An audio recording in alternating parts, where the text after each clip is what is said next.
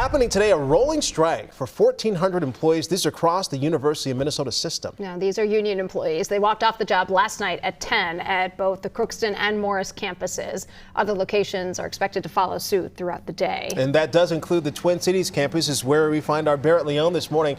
Barrett, who are these workers and what exactly are they asking for?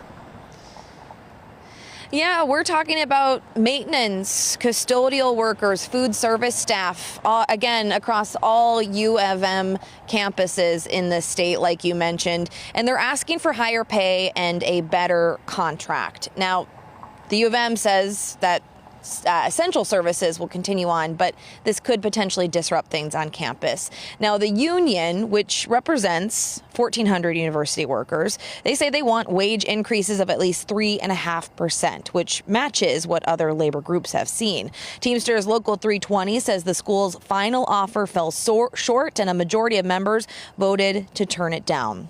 The university disagrees, calling the union's demands unrealistic. According to the school, its offer included a 3% raise, a $500 annual bonus, and in some cases, additional market adjustment, where most employees would receive a combination of those benefits. Now, the rolling strike did start last night. We know that U of M workers in Austin, Waseca, Duluth, and Grand Rapids will walk off the job this morning. We can expect folks here in the Twin Cities to do that this afternoon. Of course, we'll keep you updated because this is a developing story. It absolutely is, and we'll have to see how the U defines essential services there, because I assume that that's probably a rolling definition for them as they navigate all of this. All right, Barrett, thank you. Support is continuing to pour in for the victims of the deadly shooting at Annunciation Church. The Minnesota Vikings honored Annunciation survivors. This is ahead of last night's game against the Bears. You can see it right there on their shirt. Says Annunciation on the front, and then on the back it reads, "Be kind, be respectful, be inclusive, be my best self, and be brave," which is Annunciation School's essential agreement. And family, friends, and community members are remembering the lives of 8-year-old Fletcher Merkel and 10-year-old Harper Moyski. Those were the two children killed during the school shooting. Fletcher was laid to rest on Sunday, and then this coming Sunday, you are invited to remember 10-year-old Harper Moyski. Family says she was wide-eyed, curious, funny, and brave. She had dreams of being a veterinarian.